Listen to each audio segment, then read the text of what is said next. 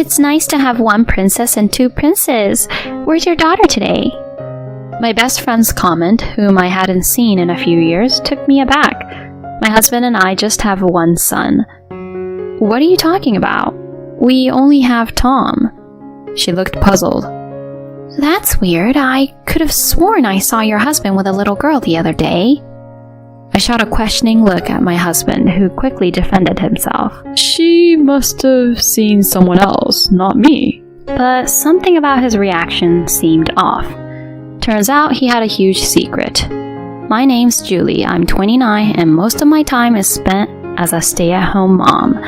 It's just Billy, our son Tom, and me. Billy works a typical 9-to-5 job, and we tied the knot about 3 years ago. Busy as life can be, I love watching Tom grow up. I've even picked up sewing as a hobby, making cute outfits for him. We're blessed with a supportive group of family and friends. For the most part, life had been predictable. However, doubts about Billy started creeping in, casting shadows on our happiness.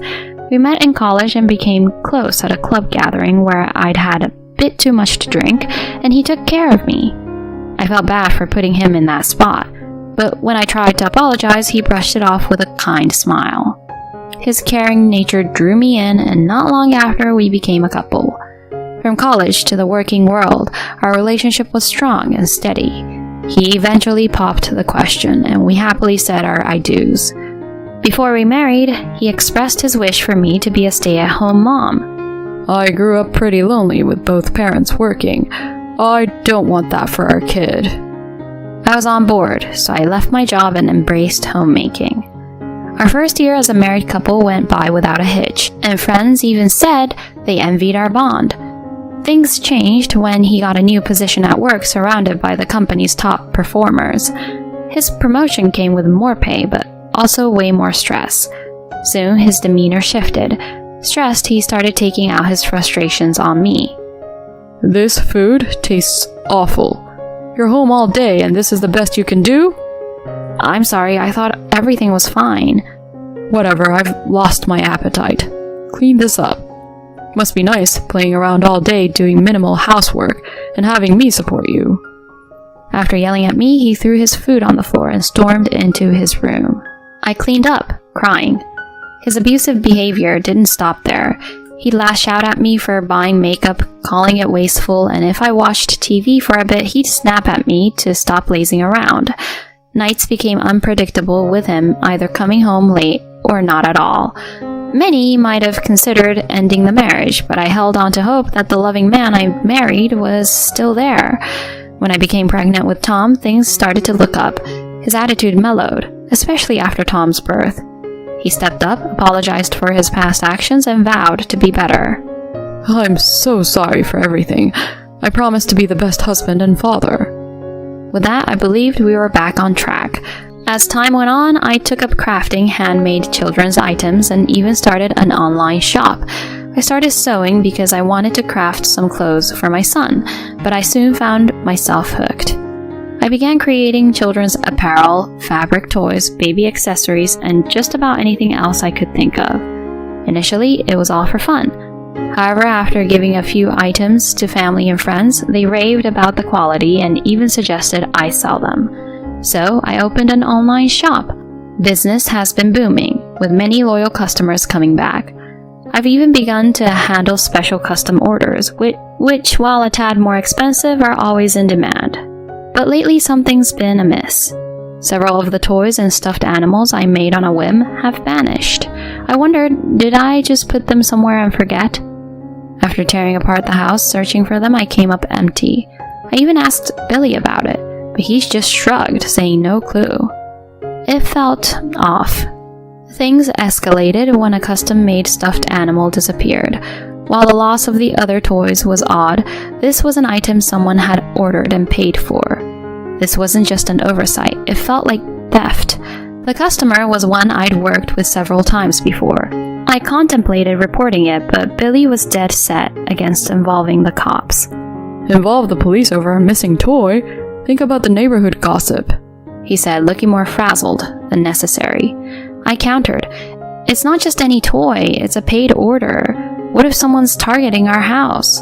We can't overlook this," he retorted. "Let's search again. Maybe you overlooked it. If it's still gone, then maybe we can think about the police. I'll help." We went back and forth, but in the end I decided to wait a few more days before making a report. However, the very next day, the missing toy was suddenly back in a spot I'd checked multiple times. When I pointed it out, Billy just smirked. "See? Told you." He implied I was forgetful, suggesting the other missing items might just be misplaced as well. While I acknowledged him, something felt off.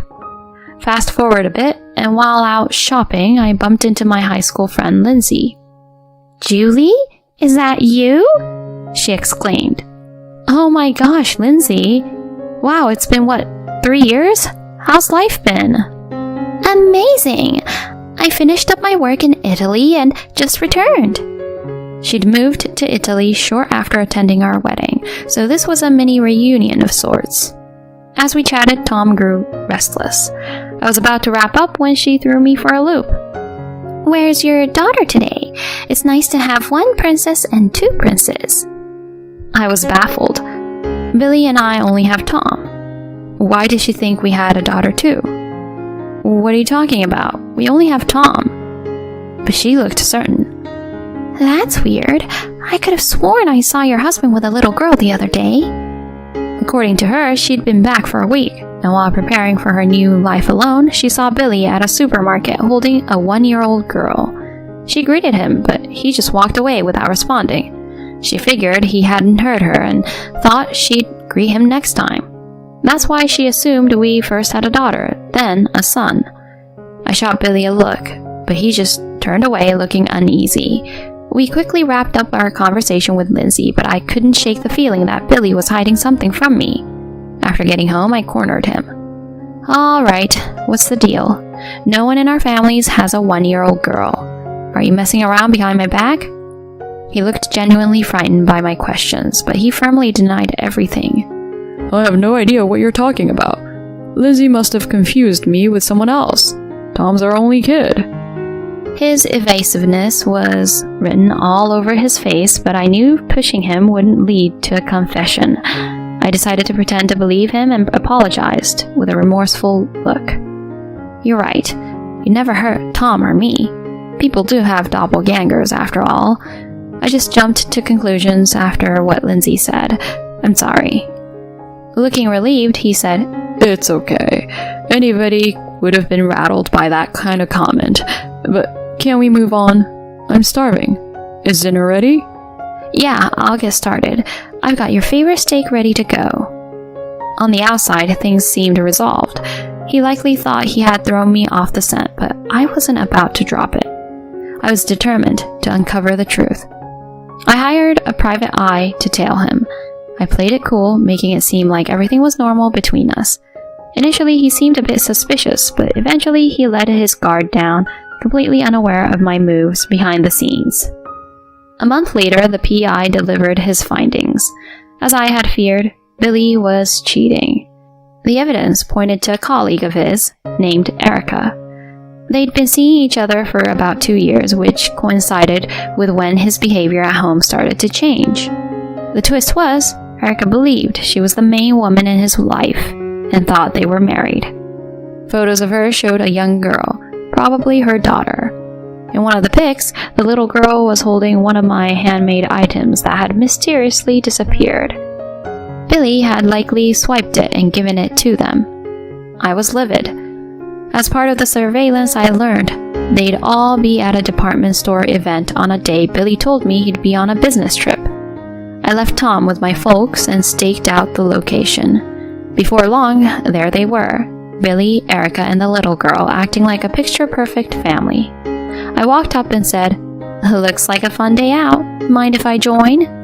Erica looked puzzled, but Billy went ghost white. "What are you doing here?" he stammered. Erica, taken aback by his reaction, queried, Who are you?" Keeping my cool, I answered, "I'm Julie, and Billy, the man you're with, is my husband." She gasped. "Your husband?" Clearly shaken, we agreed to continue our conversation at my place. Once there, we compared notes. I showed her our wedding photos and marriage certificate. Faced with the undeniable evidence, she went pale. Billy, for his part, couldn't even meet our eyes.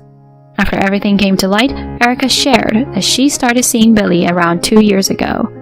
When she became pregnant, she proposed marriage. They completed the marriage forms and she trusted him to turn them into City Hall. Turns out he never did, so they weren't technically married. As for the handmade items I recognized, Billy had given those to her as gifts. Finally, Billy, looking defeated, fessed up. The stress from work got to me.